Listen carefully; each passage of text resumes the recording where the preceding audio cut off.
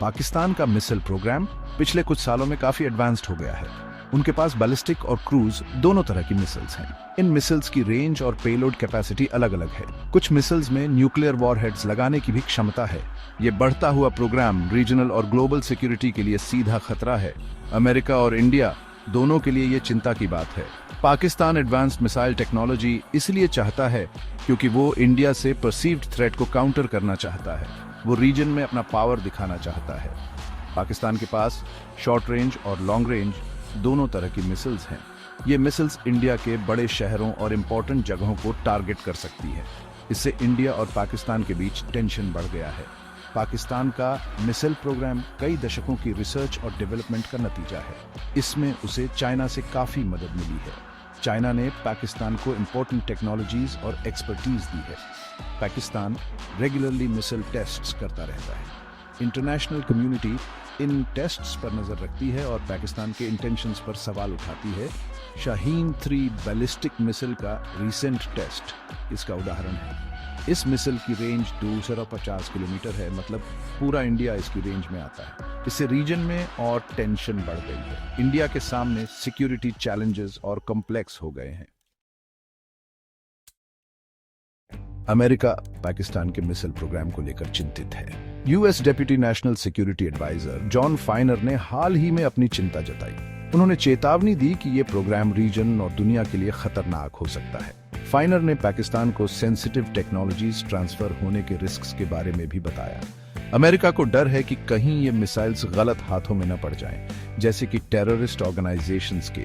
America Pakistan से missile development में संयम बरतने की अपील कर रहा है। साथ ही वो पाकिस्तान से न्यूक्लियर और मिसाइल प्रोग्राम्स के बारे में ट्रांसपेरेंसी चाहता है। पाकिस्तान की मिसाइल एक्टिविटीज के जवाब में अमेरिका ने कई पाकिस्तानी डिफेंस कंपनीज पर सैंक्शंस लगाए हैं। ये सैंक्शंस उन कंपनीज पर हैं जो बैलिस्टिक मिसाइल्स बनाती हैं। अमेरिका को लगता है कि इन सैंक्शंस से पाकिस्तान का मिसाइल प्रोग्राम कमजोर होगा, लेकिन ये कितना इफेक्टिव होगा ये देखना बाकी है।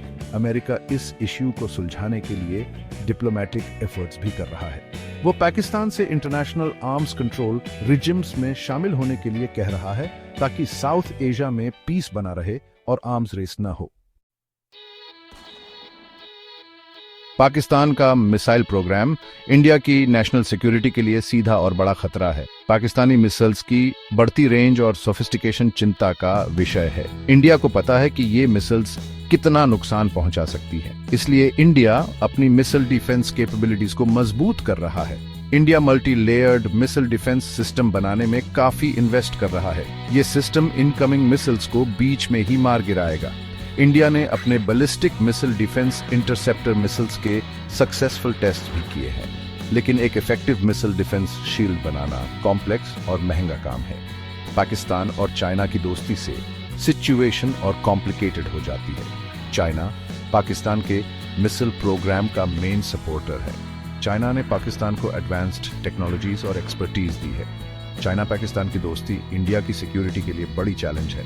इंडिया के सामने इंटरनल सिक्योरिटी चैलेंजेस भी हैं, जिनका फायदा बाहरी ताकतें उठा सकती हैं। मणिपुर में अनरेस्ट और बांग्लादेश से रेफ्यूजीज का आना सिक्योरिटी रिस्क्स बढ़ाते हैं। इंडिया को एक्सटर्नल थ्रेट्स के साथ साथ इंटरनल वल्नरेबिलिटीज को भी एड्रेस करना होगा। साउथ एशिया के बदलते सिक्योरिटी हालात में इंडिया को प्रोएक्टिव और मल्टीफैसेटेड रिस्पॉन्स देना होगा। इंडिया को अपनी मिलिट्री कैपेबिलिटीज और इंटेलिजेंस गैदरिंग को मजबूत करना होगा। पाकिस्तान के इन्फ्लुएंस को कम करने के लिए डिप्लोमेटिक एफर्ट्स बढ़ाने होंगे। पाकिस्तान के मिसाइल प्रोग्राम के थ्रेट से निपटने के लिए इंडिया को अमेरिका जैसे देशों के साथ मिलकर काम करना चाहिए।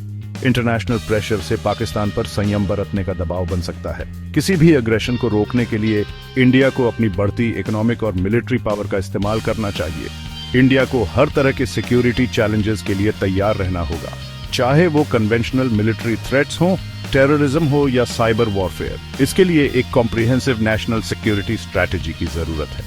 इंडिया का रिस्पॉन्स बैलेंस्ड और न्यूआंस्ड होना चाहिए। मिसअंडरस्टैंडिंग्स और एस्केलेशन को रोकने के लिए कम्युनिकेशन चैनल्स ओपन रखते हुए अग्रेशन को रोकना होगा। निष्कर्ष, पाकिस्तान का तेजी से बढ़ता मिसाइल प्रोग्राम रीजनल और ग्लोबल सिक्योरिटी के लिए बड़ा खतरा है।